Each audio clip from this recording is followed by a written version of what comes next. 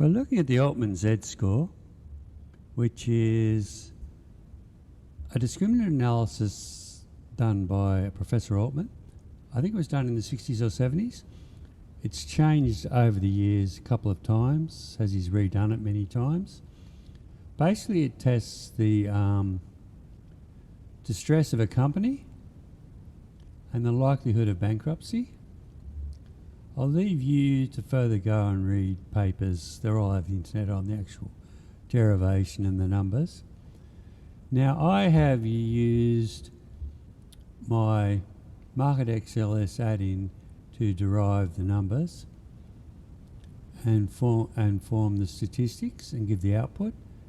Market XLS is a subscription fee service which provides options and stock data. Historical stock data, but it used to provide historical stock data only current and forward stock, not stock data, options data, only current and forward options data. Although I haven't tried to get past options data for a while, so I wouldn't know.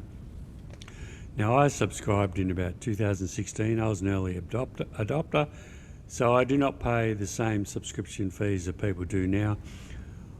I cannot guarantee it. I do not know whether it's good value for money because I do not know how much it costs to subscribe to. But for me, it's a great service because I get it for a low cost. Because I bought it, the full licenses way back all those years ago.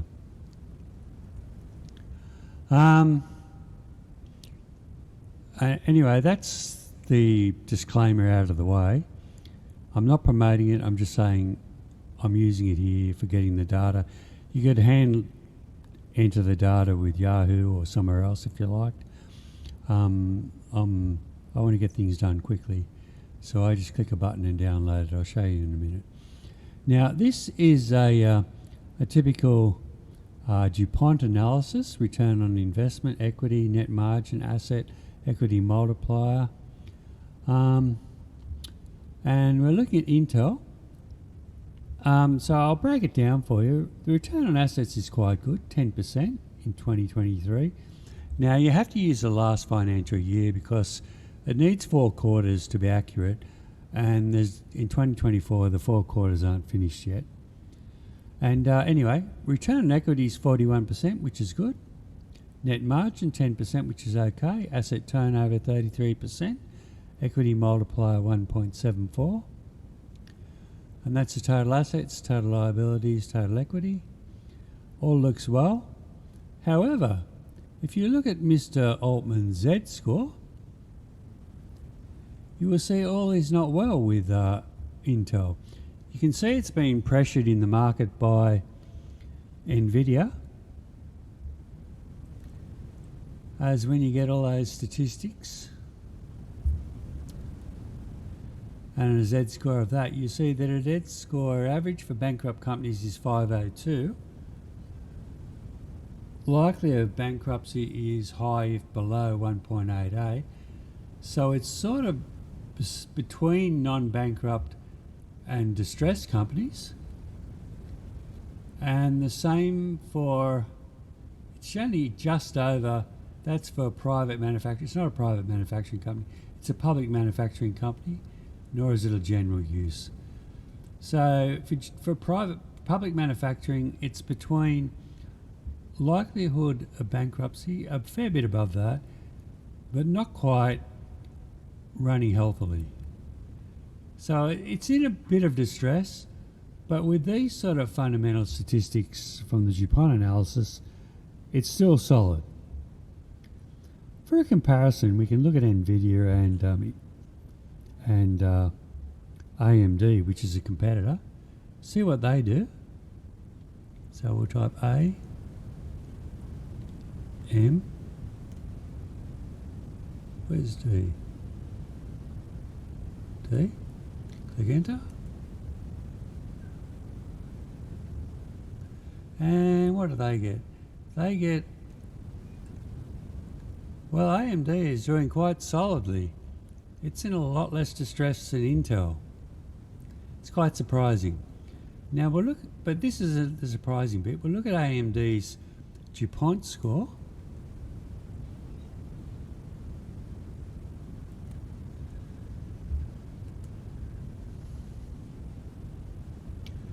And you can see that it's not doing as well as Intel. It only has 5% return on assets, sorry. 19% return on equity, which is similar. 470% net margin. And 36% asset turnover and 1.21 equity multiplier. And it has a smaller asset and liability base. So yeah, fundamentals do not necessarily measure hidden financial signs of what could be underlying problems. And for NVIDIA, just for a quick comparison, because that's, you know, the AI darling bud of the moment. DA. We'll just type NVIDIA.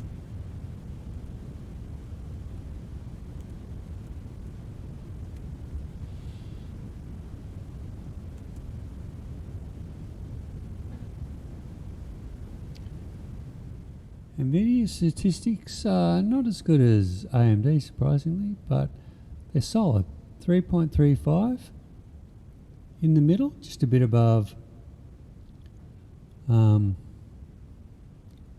percentage point above Intel, but you know, seeing as it's got such a huge valuation, it's quite surprising.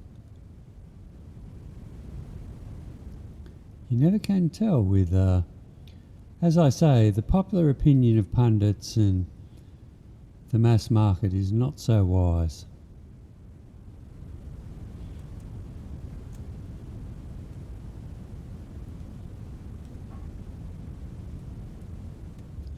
That's not to say it's not a good stock and it's not doing well. I make no comment as to such matters. Net margin is massive. Return on equity is massive. Return on assets is massive. Asset turnover is huge. Equity multiplier is quite good. Surprisingly, it's not as big as Intel.